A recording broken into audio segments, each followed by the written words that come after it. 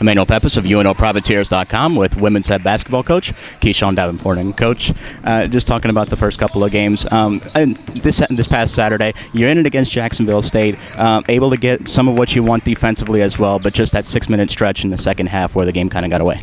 Well, I'm actually going to go back to the last 4 minutes of the first half. We were up by 24-22, and didn't finish out the half. We have to learn how to finish out the half, and that took me back to West Alabama as well when we were about 4 minutes left in the half, up by 10, and we end up going in half only up by 4. So the emphasis is we have to finish a half. Before we even got to that 6-minute stretch in the second half, had we capitalized on our lead on the road going into the half, we probably would have been in a better position coming out at halftime. So we do have a few things that we're working on coming out the first 4 minutes, finishing the last 4 minutes of the half, coming out the first 4 minutes of the second half, and finishing the last 4 minutes of the game extremely strong. What have you noticed about the end of those first halves, as you mentioned, as far as a common denominator, common theme of maybe what you guys got away from? Well, actually, it was two different things because I went back and watched the West Alabama game to see if, what happened, and I went back and watched the Jacksonville State game twice on the bus on the ride home, and it was two different things. In the West Alabama game, we were actually in a little foul trouble, so we had different lineups out there on the floor.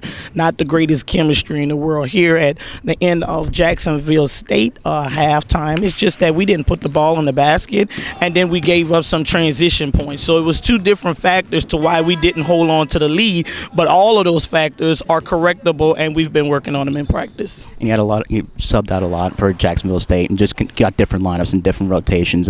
How do you feel about the different rotations that you got after the first couple of games and kind of what you took after that game from a rotation standpoint? We're looking at the platoon of 5. We're trying it out to see if we could wear some people down. We realized that Jacksonville didn't have an extremely deep bench, and they did get extremely tired, and that's why we got behind and were able to come back because we were constantly putting in fresh legs. But we have to be careful, and I have to be careful of those combinations that are out there to make sure that that's the best combination to be out there at the time for what is going on during that game.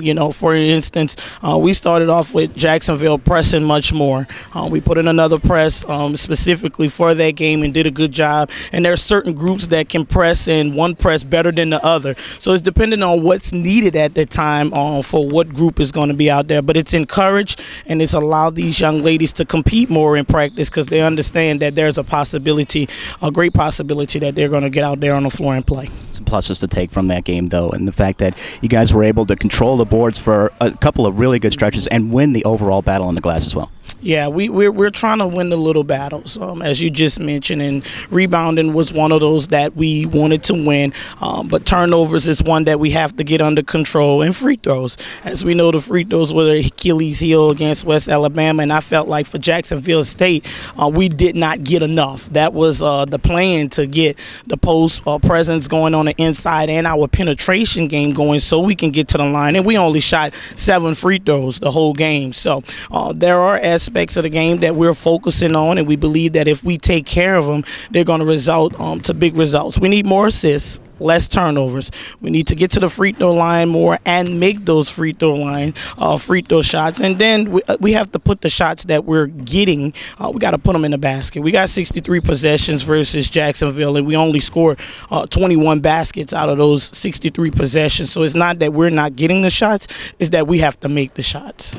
And, of course, coming into this weekend, and a really tough opponent in Mississippi State, the first time that an SEC opponent will be in this building since 2009. Of course, a big task, and a top 25 team as well. But just talk about what you see from Mississippi State, a team that you saw last year and it looks even stronger this season. Yeah, and they're stronger with freshmen, if that's a surprise. They're stronger. Their freshmen are doing a great job for them right now. Believe it or not, the freshman and sophomore has done a tremendous job in their first 5 games.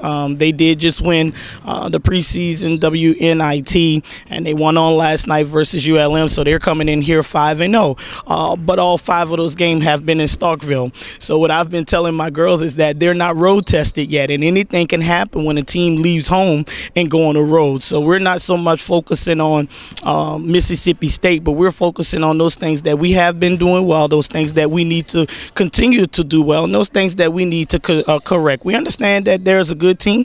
They're a good team, but I've taught these young ladies we respect all and fear none. Coach, thank you very much, and good luck this weekend. Thank you so much. For Coach Davenport, this is Emmanuel Pepis of UNOPrivateers.com.